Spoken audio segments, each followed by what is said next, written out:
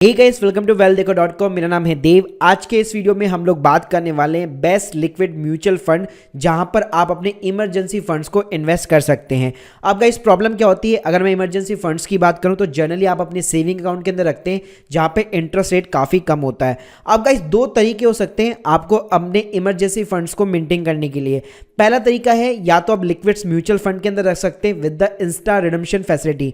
जिन लोगों को Insta redemption facility के बारे में नहीं पता उन लोगों को मैं बताना चाहूंगा लिक्विड म्यूचुअल फंड्स के अंदर क्या होता है। अब नॉर्मली ये रूल हो चुका है ऑलमोस्ट कि 50,000 रुपए तक आपका इंस्टेंटली यहाँ पे क्रेडिट हो जाता है। मतलब अगर आज मैंने किसी भी लिक्विड म्यूचुअल फंड के अंदर एंट्री मारी है और मान लीजिए मैं 1 महीने बाद में या कभी भी मुझे इमरजेंसी आती है, जब भी मैं यहाँ पे एग्जिट मारना चाहता हूँ तो इंस्टेंटली IMPS के थ्रू मेरे जो भी पैसा इन्वेस्ट किया हुआ है जितना भी मैं रिडीम करूंगा वो इंस्टेंटली IMPS के थ्रू 50,000 रुपए तक मेरे अकाउंट के अंदर ऑटोमेटिकली इंस्टेंट बेसिस पे क्रेडिट हो जाता है। लेकिन अगर मैं नॉर्मली बात करूं, अगर मैंने ज्यादा पैसा इन्वेस्ट कर रखा है तो उसको यहां पे रिडीम होने में कम से कम 1 दिन लगता है। सेकेंड थिंग गाइस, दूसरा जो तरीका है, अच्छा तरीका, वो ये है कि आप अपने बैंक के अंदर एक फ्लैक्सी ऑटो सेव या फिर लिंकिंग FD कर सकें।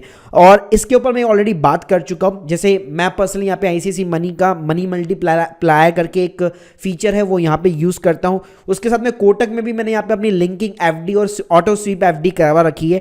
तो अगर आप अपने बैंक से कांटेक्ट कर सकते हैं, अगर आपके बैंक के अंदर ऐसी कोई फैसिलिटी है तो उसको भी आप यूज करके अपने जो इमरजेंसी फंड्स है उनको यहाँ पे इन्वेस्ट कर सकते हैं।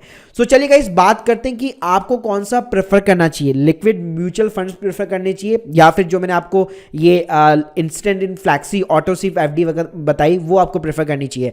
तो देखिए आपको दोनों ही यहाँ पे करने चाहिए। आपको अपना खुद का एक पोर्टफोलियो बनाना चाहिए जिसपे जो भी इमरजेंसी फंड्स हैं कहाँ पे आपको कितने रखने चाहिए। उसके बाद में गाइस अगर मैं टैक्सेस की बात करूं तो देखिए जो FD का केस होता है उसके अंदर आपको जितना भी बैंक से इंटरेस्ट मिलता है उसके अंदर आपका जो भी टैक्स स्लैब रेट होता है उसके अकॉर्डिंग आपका टैक्स करता है। लेकिन वहां पे अच्छी बात यह है कि इनकम टैक्स के अंदर 10,000 रुपए तक आपका जो भी सेविंग अकाउंट के ऊपर इंटरेस्ट होता है उसके ऊपर टैक्स आपका पूरा एग्जेम्प्ट हो जाता है।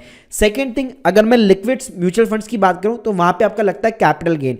तो अगर शॉर्ट टर्म है, अगर मान लीजिए आपका शॉर्ट टर्म कैपिटल गेन है तो आपकी जो भी स्लैब रेट होगी इनकम टैक्स के अंदर उसके अकॉर्डिंग टैक्स लगेगा। लेकिन अगर मैं लॉन्ग टर्म की बात करूं तो वहां पे आपका 20% लगेगा।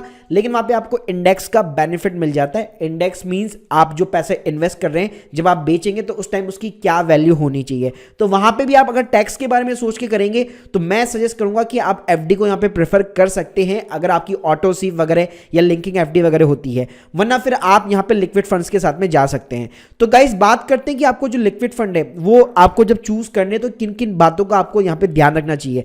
पहली चीज तो देखिए, अगर मैं रिटर्न्स की बात करूं तो ऑलमोस्ट यार सबके ऊपर ना सेम यहां पे आती है, आप 3 से 4% पूरे साल भर का एक्सपेक्ट कर सकते हो। सेकंड थिंग यहां पे जो मोस्ट इंपॉर्टेंट है वो है आपका safety of the funds plus liquidity. क्योंकि ये देखिए आप कोई यहां पे मतलब लॉन्ग टर्म के लिए कोई इन्वेस्ट नहीं कर रहे, आप बेसिकली आपका इमरजेंसी फंड है तो कभी भी आपको निकालना पड़ सकता है। तो इसके अंदर एक तो लिक्विडिटी होनी चाहिए प्लस आपकी सेफ्टी भी होनी चाहिए। सेकेंड थिंग गाइस, आप जब भी लिक्विड फंड को यहां पे चूज कीजिए तो ध्यान रखिएगा आप उन्हीं को चूज कीजिए जिनके हायर AUM है, मतलब जिनके पास में ज्यादा पैसा कलेक्ट हो रखा है। तो ऑब्वियसली बात है उनकी लिक्विडिटी भी यहां पे ज्यादा रहेगी। सेकंड थिंग, यहां पे क्रिजल जो है यहां पे रैंक देती है, हर लिक्विड फंड को रैंक देती है, जितने भी डेट म्यूचुअल फंड्स भी होते हैं उन सभी को भी रैंक देती है। तो क्रिजल जो है कंपनी काफी मतलब रेप्यूटेड मानी जाती है रैंकिंग्स के अंदर। थर्ड थिंग, आपकी इंस्टा रिडम्पशन फैसिलिटी यहां पे होनी चाहिए। आपको उन फंड को प्रेफर करना चाहिए जहां पे इस तरह की फैसिलिटी हो। और फोर्थ थिंग गाइस ये कि कभी भी आपको 6 दिन से पहले एग्जिट नहीं मारना, वरना आपका हल्का सा यहां पे एग्जिट लोड लग जाता है। तो चलिए बात करते हैं कौन कौन से यहां पे बेस्ट लिक्विड फंड्स हैं। तो देखिए सबसे पहले मैं यहां पे इंस्टा रिडम्पशन फंड्स की बात करूंगा जिसकी मैंने आपको बात बताई थी कि 50,000 रुपए तक आप ऑलमोस्ट कभी भी यहां पे विड्रॉल कर सकते हैं इंस्टेंटली। तो देखिए गाइस अगर मैं हायर AUM लेके चलो, यहां पे मैंने सारे ऑलमोस्ट जितने भी लिक्विड फंड्स हैं उन सभी को कवर कर लिया है।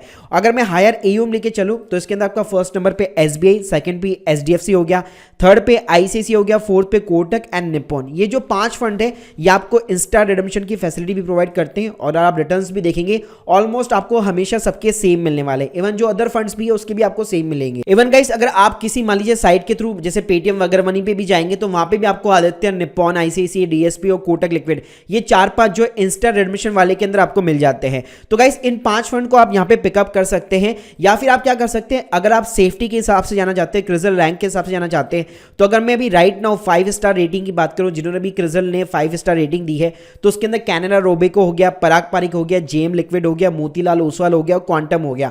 सबके देखिएगा इस रिटर्न देखेंगे तो मैंने आपको बताया आप 3 से 4% के बीच में एक्सपेक्ट कर सकते हो, उससे ज़्यादा आपको कभी भी नहीं मिलने वाला है। अगर मैं लॉन्ग टर्म पे भी जाऊंगा तो ठीक है, 5 साल में 5% हो गया, 6% हो गया, 7% हो गया, उसके ऊपर आप नहीं जा सकते, क्योंकि देखिए यहाँ पे आपका जो पर्पस है वो यहाँ पे इमरजेंसी फंड होना चाहिए, यहाँ की रिटर्न कमाना। तो guys hope you like this video, please subscribe channel. साथ में गाइस मैं आपको ये वाली शीट जो है डिस्क्रिप्शन बॉक्स में लिंक डाल दूंगा ताकि आप डाउनलोड कर सकते हैं और अपने अकॉर्डिंग एनालिसिस करके आराम से जो भी बेस्ट लिक्विड फंड होगा आप अपने अकॉर्डिंग यहाँ पे चूज आउट कर सकते हैं। Thank you guys, thank you very much.